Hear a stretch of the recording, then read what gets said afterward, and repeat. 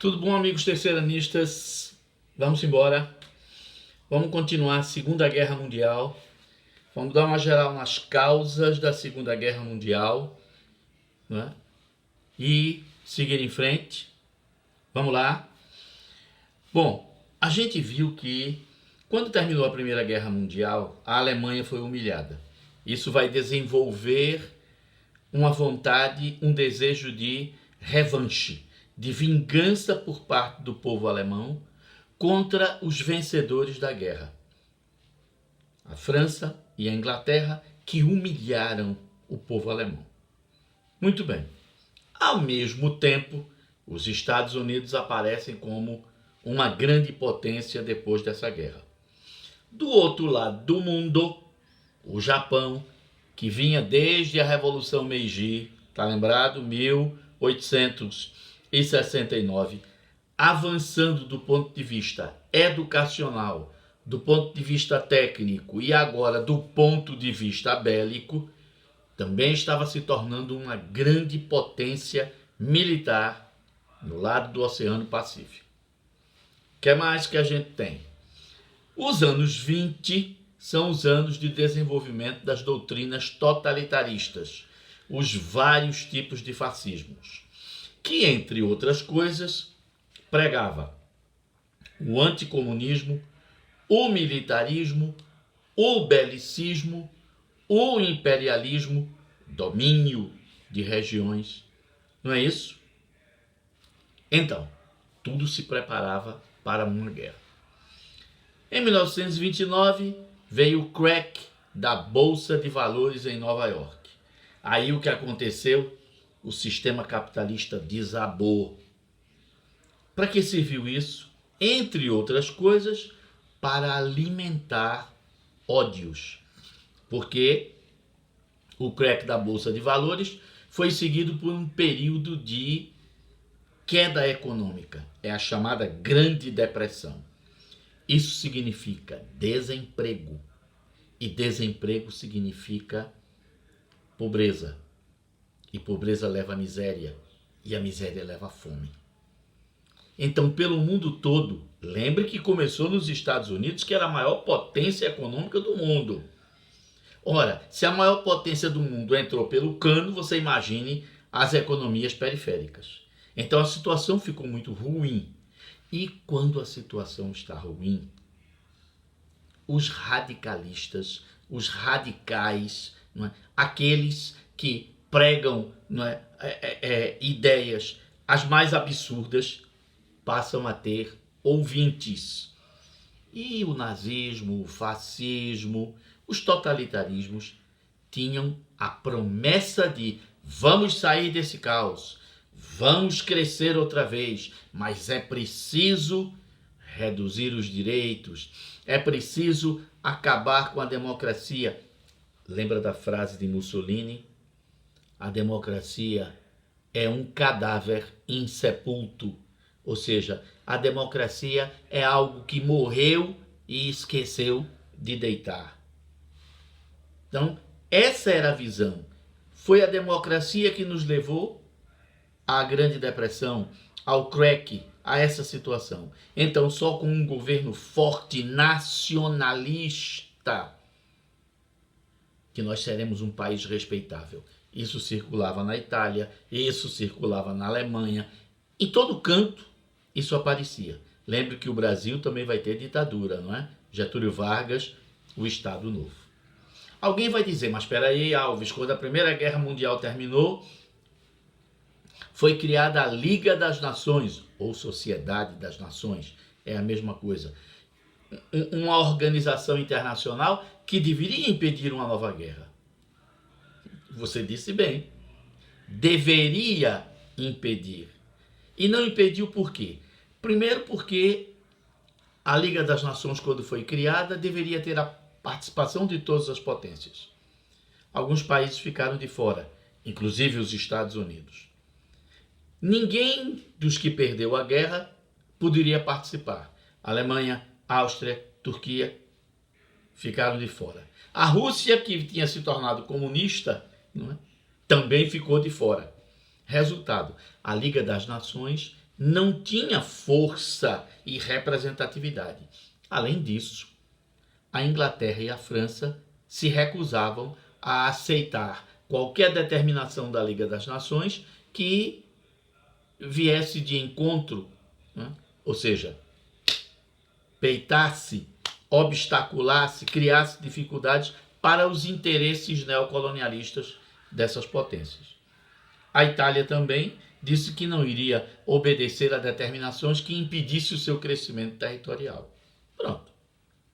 Então, a Liga das Nações, nos anos 30, já começou a ser desrespeitada. Não é? A ordem mundial começa a ser desafiada.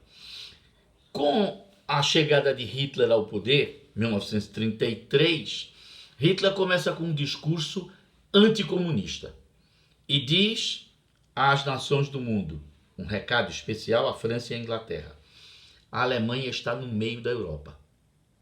A Alemanha pode ser um muro que impeça o avanço do comunismo. Mas para a Alemanha ser um muro, a Alemanha precisa de aviões, a Alemanha precisa de tanques de guerra, de carros de combate, a Alemanha precisa de exércitos, a Alemanha precisa de soldados. Se a gente continuar pagando essa dívida, as prestações da dívida de guerra, a Alemanha, dentro em breve, será dominada pelos comunistas. E, caindo a Alemanha, a Europa Central todinha vai-se embora. E depois que a Alemanha se tornar comunista, Holanda, Bélgica, França também. E aí vai se espalhar pela Península Ibérica. Os comunistas já estão lá na República Espanhola. Para dominar Portugal é um passo. Então, a Europa vai se tornar comunista. E a Inglaterra vai ser conquistada pelos comunistas. Esse discurso anticomunista, que naquela época tinha até sentido, não é? E olhe, ainda é usado hoje. Só que hoje não existe mais comunismo.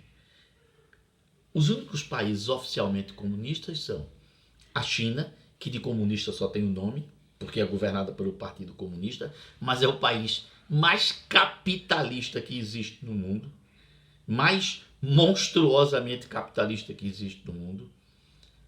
Cuba, que vive de cuia na mão, que não tem condições de dar um tiro, e a Coreia do Norte, que é uma ditadura militar perigosa, mas numa guerra, com 3 ou 4 bombas atômicas, ela se acaba. Então não existe perigo comunista no mundo. Só alguém que tenha uma inteligência oscilando entre ameba e ostra, ou um QI de samambaia de plástico, pode acreditar que existe, entendeu, perigo comunista pelo mundo. Claro, como nós estamos aqui no Brasil, né, onde as pessoas têm bom senso, né, desde o homem comum até os nossos mais altos governantes, então essa pregação não tem muito sentido. Não é? Eu estou falando de outros países, é claro. Muito bem, aí o que é que a França e a Inglaterra vão fazer? Tem razão. A Alemanha tem que se armar contra o comunismo. E aí a dívida externa é suspensa e com o dinheiro que se ia pagar, Hitler passa a investir junto com os empresários alemães. É preciso a gente dizer que os grandes empresários alemães, os ricos, apoiaram a ditadura nazista, não é? Porque ninguém chega ao poder sem apoio de dinheiro, sem apoio de banqueiros, sem apoio de industriais, sem apoio de grandes comerciantes, importadores, exportadores. Né? Governo nenhum se sustenta sem dinheiro da burguesia. Nos países capitalistas funciona assim. Hitler, então, começa um projeto de criar uma Alemanha forte, uma Alemanha militarista. E a gente sabe que a indústria bélica, a indústria militarista, ela gera muitos empregos. Não que Hitler acabou com o desemprego na Alemanha, provocado pela crise de 29, mas Hitler reduziu esse desemprego pela metade. Isso já foi um esforço muito grande. E a Alemanha se transformou numa potência militar. Então, né, a gente vai continuar. Na Ásia, o Japão está avançando sobre a Coreia e o nordeste da China, a Manchúria. O objetivo do Japão é dominar não é? Toda a Ásia, o oeste da Ásia. Né? O Japão é um arquipélago, você sabe disso, né? É separado pelo chamado Mar da China e o Mar do Japão do continente asiático. O objetivo do Japão é chegar a essa parte da Ásia. Muito bem, a Liga das Nações, mais uma vez, não fez nada e isso vai passando. A Itália de Mussolini ataca a Etiópia, ataca e conquista a Etiópia. A Etiópia e parte da Somália. Pronto. A Liga das Nações reclama. Fica por isso mesmo, ninguém faz nada. Alemanha e Itália se juntam, o eixo Roma-Berlim, para ajudar o ditador, desculpe, na época ainda não era ditador, para ajudar o general Francisco Franco na guerra contra os republicanos espanhóis. Ou seja, a Alemanha e a Itália participam da Guerra Civil Espanhola.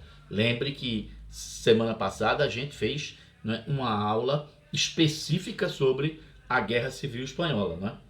Contando a história da Espanha, desde sua formação até a Guerra Civil e a vitória, infelizmente, né, das forças reacionárias fascistas do general Francisco Franco.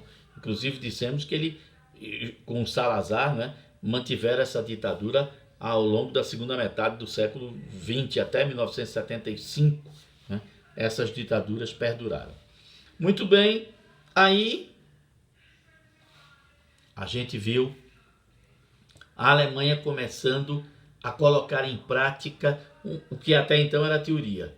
Lebensraum, o espaço vital. A Alemanha precisa de territórios. E aí o que é que vai acontecer? A Alemanha sabia que existiam países que simpatizavam com o nazismo. A Áustria, por exemplo. Em 1938, por exemplo, né, a Áustria se une à Alemanha. Alves, por que um país como a Áustria... Lembre que a Áustria é um país que fala alemão, de cabo a rabo, de cima até embaixo. Então as ideias do pan-germanismo, que motivaram a Primeira Guerra, continuavam vivas. Esse povo, então, lógico, se junta porque tem algo em comum, a ideia de criar a grande Alemanha. Aí a Alemanha, né, diz que precisa do espaço vital e que várias regiões da Europa, né, falam alemão. E é justo que essas regiões, então, tenham um governo alemão. Por exemplo, né, uma parte do Tirol, Suíça e Itália, sul da Bélgica, sul da Holanda, né, é parte da Polônia, parte da Tchecoslováquia, os chamados Sudetos. Aí, resultado, lá vai, né, a Alemanha querer incorporar esses territórios. A gente já viu que a Áustria se uniu à Alemanha, digamos, espontaneamente, né, porque o governo alemão e grande parte da população alemã simpatizava com o nazismo. Aí vem a invasão dos chamados Sudetos da Tchecoslováquia. Eram as regiões onde havia gente que falava alemão, população de origem alemã. Aí, lógico que muitos países do mundo reclamaram. Não pode. Ninguém pode tomar parte de outro país e dizer que isso é legal. Aí vamos fazer uma conferência. Na cidade de Munique, as potências se reúnem. E o que é que elas decidem? A Tchecoslováquia não foi convidada. O país que teve seu território invadido não foi convidado para discutir sobre essa invasão. Aí a França e a Alemanha, a França e a Inglaterra decidiram apoiar a Alemanha. É a política do apaziguamento. Não deixa para lá, vamos ver, tirar um pedaço da Tchecoslováquia, afinal de contas, são populações alemãs, vamos deixar isso é bom porque evita uma guerra, a gente contenta Hitler e volta tudo à paz. Os Sudetos, então, foram entregues à Alemanha. E a Tchecoslováquia seria desmembrada. Uma parte ficaria sob domínio alemão e outra seria entregue a um governo independente e autônomo, que nem era independente nem era autônomo. Era um governo subserviente, um governo adhesionista, né, que admirava o modelo alemão. Ou seja, na prática, a Tchecoslováquia foi entregue de bandeja a Hitler. Muito bem, seguindo. Aí tem uma ilustração que fala sobre esse episódio, não é? No livro. Estamos no capítulo que fala sobre a Segunda Guerra Mundial, capítulo 34, você está seguindo isso com o livro. Para surpresa do mundo, Hitler vai fazer um acordo com a União Soviética. Está lembrado que Hitler dizia que os comunistas eram a escória do mundo, a lama, a podridão? Está lembrado que Hitler dizia, depois do judeu, o ser humano mais abjeto, mais nojento, mais desprezível é o comunista? Pois bem, Hitler vai fazer um acordo com Stalin. Lembra que Stalin dizia que o ser humano mais nojento, mais desprezível se chama Adolf Hitler? Lembra que Stalin dizia que o povo mais perigoso para a paz do mundo é o alemão? Pois bem, Stalin vai assinar um acordo com Hitler, com o povo alemão. Quem está achando isso absurdo? Vamos ser práticos. Isso em política significa vamos ser maquiavélicos. A Alemanha sabe que se ela for atacada pela França e pela Inglaterra, provavelmente Stalin vai se aliar à Inglaterra e à França. E a Inglaterra e a França vão querer essa ajuda. E a Alemanha vai estar cercada, espremida, sanduichada entre duas forças militares. E provavelmente a Alemanha vai perder essa guerra. Não é? O que é que a Alemanha precisa? Neutralizar um possível inimigo fazendo um acordo, um pacto de não agressão. Pronto. Ou como foi chamado, né, o pacto Ribbentrop-Molotov. Ribbentrop é o general alemão, né, que representa os interesses da Alemanha e assina esse acordo. E Molotov é o general russo que vai assinar esse pacto de não agressão em agosto de 1939. Por esse pacto ficaria decidido o seguinte: caso haja uma guerra da Alemanha com uma potência estrangeira, a Rússia se manterá neutra nessa guerra. Segundo, a Polônia será dividida entre a União Soviética e a Alemanha. E a União Soviética ficará encarregada de invadir a Polônia e depois dividir, dar o pedaço da União Soviética. Por que Porque Stalin vai assinar esse pacto? Porque Stalin sabe que naquele momento a Rússia não tem condições de fazer uma guerra com a Alemanha. E se a Alemanha resolver invadir a Rússia, provavelmente a Alemanha vai contar com o apoio da Inglaterra e da França. E a Rússia não vai poder brigar contra esses três países. Então é melhor um pacto. Por que Hitler e Stalin, sabendo que não vão cumprir esse pacto, eles assinam esse pacto? Porque maquiavelicamente eles sabem que precisam de tempo. Nós não somos amigos, mas nesse momento é interessante que nós não sejamos inimigos. Não somos amigos, mas não é bom para nenhum dos dois lados serem inimigos. Então, vamos assinar um pacto de não agressão. Foi bom para Hitler? Foi, porque ele vai conseguir uma saída para o Mar Báltico, né, que é a invasão da Polônia, o chamado corredor polonês, o porto de Danzig, ou Gdansk, como chamavam os poloneses. Para a Rússia, há o sonho de recuperar o pedaço da Polônia que ela perdeu na Primeira Guerra Mundial e os países bálticos, Letônia, Estônia e Lituânia. Não é isso? o sonho de voltar a dominar essas regiões. Então, esse era o acordo e vai ser assim que irá acontecer. Por outro lado, para Stalin também foi bom. Por quê? Porque Stalin sabia que brevemente, né, era uma questão de 1 ano, 2 no máximo, Hitler iria invadir a União Soviética. Então, Stalin ganhou tempo para quê? Para transferir todas as indústrias que existiam na Rússia europeia e colocar tudo isso do outro lado dos Montes Urais. Transferir. Alves, mas você não consegue transferir, por exemplo, um poço de petróleo. Você não consegue transferir uma hidrelétrica. Calma. Sabe o que é que vai acontecer? Quando Hitler invadir a União Soviética, a partir de 1941, o que Stalin não pôde botar do outro lado dos Montes Urais, transferir, pense, seria como grande parte da indústria do Brasil se concentra no Rio de Janeiro e São Paulo, né? Então, se comparando nós fôssemos à União Soviética, o que é que o governante Stalin faria aqui?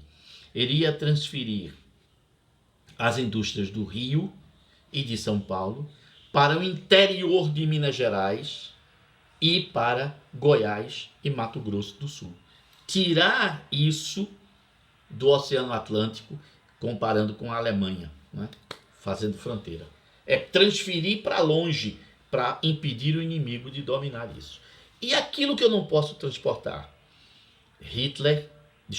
Stalin, aquilo que ele não puder levar, você não pode transportar uma hidrelétrica, você não pode transportar um poço de petróleo.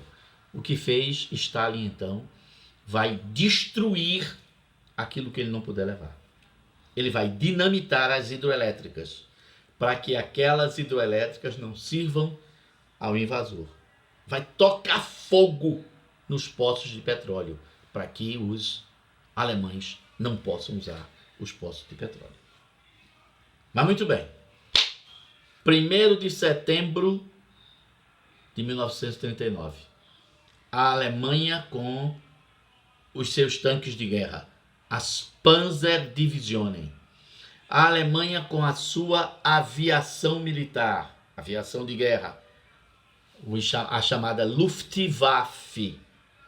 E com as divisões motorizadas e a infantaria, iniciam a invasão à Polônia. Em uma semana,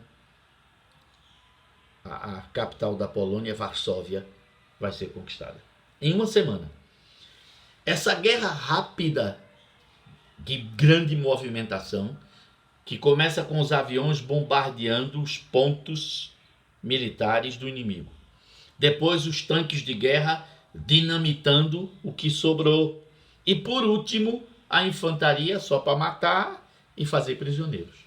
Essa guerra rápida feito um raio, por isso é chamada em alemão de Blitzkrieg. Blitz significa algo rápido, relâmpago, né? de improviso, de sobressalto. E Krieg é guerra, no sentido de conquista, no sentido de dominação. Blitzkrieg, a guerra relâmpago. Pronto. Obviamente a invasão da Polônia foi vista pelas potências Inglaterra e França como um desrespeito à Conferência de Munique, à política do apaziguamento. Não. Nós não demos licença para você invadir a Polônia. Não, você ultrapassou os limites. As potências agora vão começar a se juntar para definir o que fazer diante disso daí. O governo inglês avisou que tinha aliados na Europa. E esses aliados eram a Dinamarca, a Holanda, a Bélgica e a França. E que a Inglaterra não iria tolerar qualquer ato hostil, qualquer ato bélico contra seus aliados. Hitler ficou quieto, né? Então, setembro, invasão da Polônia. Outubro, novembro, dezembro, Nada de novo aconteceu. O que é que Hitler está fazendo nesses 4 meses? Acumulando munição, acumulando força, fabricando bombas para encher os aviões da Luftwaffe. E aí vai iniciar o bombardeio da Inglaterra atravessando o Canal da Mancha. Pronto. O bombardeio da Inglaterra em janeiro de 1940 vai mostrar claramente que Hitler não ia brigar contra Stalin, que Hitler não ia impedir o avanço do comunismo, que Hitler estava querendo mesmo era se vingar da França e da Inglaterra. E em janeiro de 40 ele já deixa isso, não é? Claro, não é? Definitivo. Aí vem, na minha página 704, a ofensiva nazista na Europa. Na frente ocidental, ou seja, fronteira da França com a Alemanha, a situação se mantinha inalterada. Os franceses tinham construído, né, uma gigantesca linha de fortificação nas fronteiras com a Alemanha, né, a chamada linha Maginot. Imagine se isso vai dar certo. Mas não deu certo mesmo. E do outro lado, né, os alemães na chamada linha Siegfried. Siegfried é um herói da mitologia alemã, mitologia germânica, né, um príncipe que vence tudo e todos. Muito bem, a gente já sabe, todo mundo que vê o mapa, sabe que o melhor caminho para alemães invadirem a França é passando pela Bélgica. Por quê? Porque a Bélgica faz parte da chamada região dos Países Baixos, né? É uma planície, não tem montanhas, não tem grandes vales. Então o deslocamento de uma tropa e de seus equipamentos é muito mais fácil numa planície do que se você tiver que passar por um planalto, por montanhas, o negócio é mais complicado. Então todas as vezes que tem uma guerra entre França e Alemanha, a Bélgica leva pior. Mas não deu outra, né? Para Hitler sair da linha Siegfried e invadir a linha Maginot, o melhor caminho era a Bélgica. E Hitler vai passar pela Bélgica. Ao passar pela Bélgica, um aliado da Inglaterra, obviamente, a guerra estava declarada já, né? Então, passando pela Bélgica, você vai ter que também passar pelo território holandês, enfim, é uma desgraça só. E aí, resultado. Em abril de 1940 começa a invasão da Dinamarca, da Noruega, para garantir o aço que vem da Suécia pelo Mar Báltico e pelo Mar do Norte, e a invasão da Holanda e da Bélgica. Com caminho livre, em junho de 40, Hitler chega à França, chega a Paris. O que é que vai acontecer? Os franceses vão resistir. Uma parte do exército francês, liderada pelo general Charles de Gaulle, achava que os franceses deveriam resistir. E se isso tivesse acontecido, os franceses seriam derrotados e milhões de mortos resultariam dessa decisão. O general Pétain, que era o comandante supremo das Forças Armadas francesas, percebeu que resistir era um suicídio, que era melhor a rendição em troca de alguma vantagem.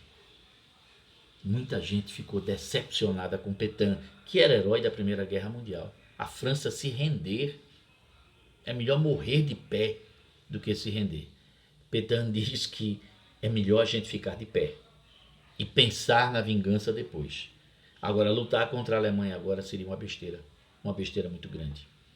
Pétain, então, faz um acordo com Hitler. 2/3 da França, ou seja, divide a França em 3 partes. 2 partes ficariam sob controle e administração alemã.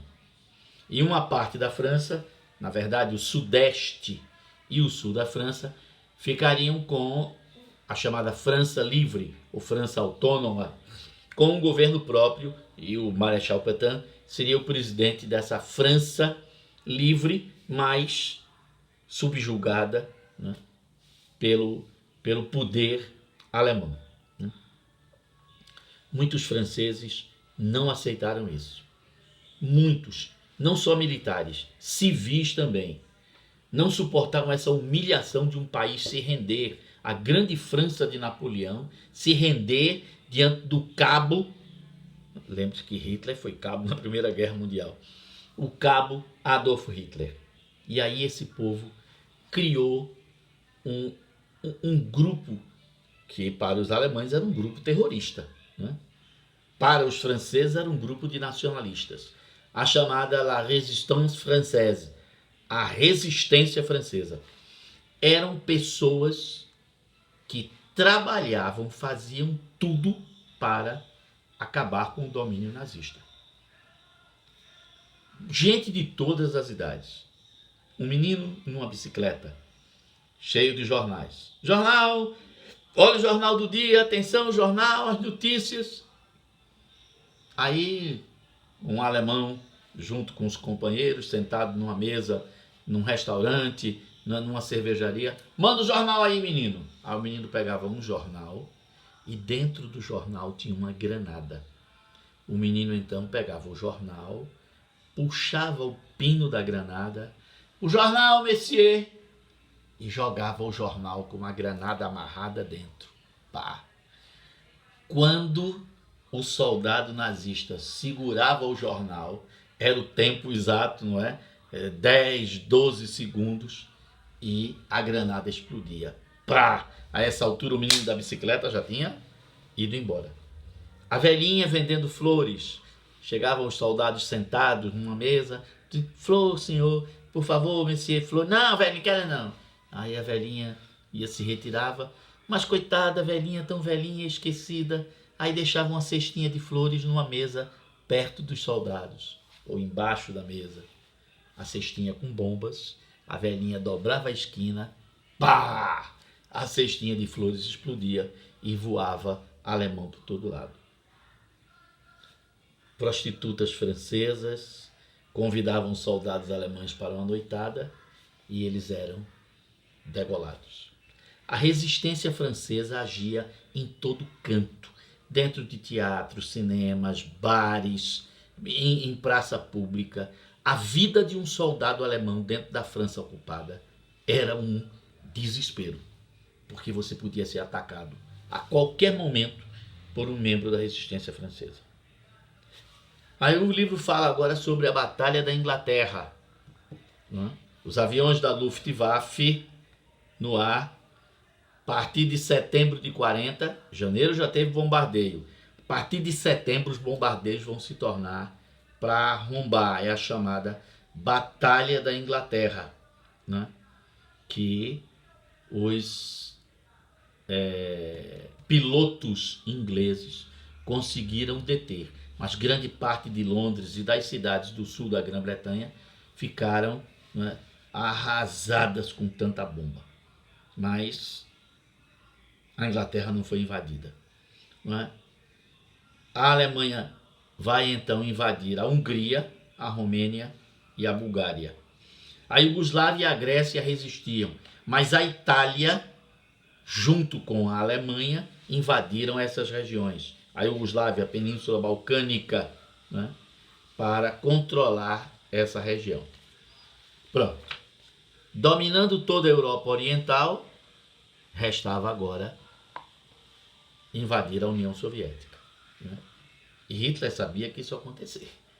E Stalin sabia que ia acontecer. Mas você está lembrado? Desde setembro de 39 que Stalin começou a mudar as indústrias que existiam na Rússia europeia para o outro lado dos montes Urais. Se por acaso Hitler invadir a Rússia, vai invadir uma Rússia sem nada. Né? O que a gente não puder levar, vai tocar fogo. É a política da chamada terra arrasada. E Hitler comete o maior erro da sua vida. Sim, ele já tinha cometido um outro. É invadir o norte da África atrás de petróleo. Né? As colônias francesas e inglesas do norte da África. em busca do petróleo. O general Paulus von Rommel, apelidado a Raposa do Deserto, comandando, né, um esquadrão, não sei se o nome é esse, de tanques de guerra, né, um batalhão formado por tanques de guerra, as chamadas Panzerdivisionen, né, para conquistar Argélia, Tunísia, Líbia, o Egito, países sob controle francês e inglês, a fim de conseguir petróleo, porque guerra precisa de petróleo. E o negócio não se resolvia. Apesar de Rommel ser um grande general, né, os franceses e os ingleses criaram dificuldades, né, nesse Afrika Korps, como era chamado essa parte do exército alemão no norte da África. Os alemães terminarão sendo derrotados. Então vamos procurar petróleo lá na União Soviética. A União Soviética tem petróleo ali perto do Mar Negro. Invadir um país que tem, na época, 21 milhões de quilômetros quadrados é doidice. Principalmente quando você tem o exemplo que deu errado de Napoleão. A história mestra da vida, pelo menos deve dizer a gente, olha, se a gente não sabe o que vai fazer, mas pelo menos não vamos cometer os erros que já foram cometidos. Né? Vamos cometer novos erros, mas os mesmos é danado. A invasão de Hitler à União Soviética é o início da derrocada nazista. E do outro lado do mundo, o Japão, né? Mas essa história eu conto já já. Um intervalozinho para a gente continuar. Até lá.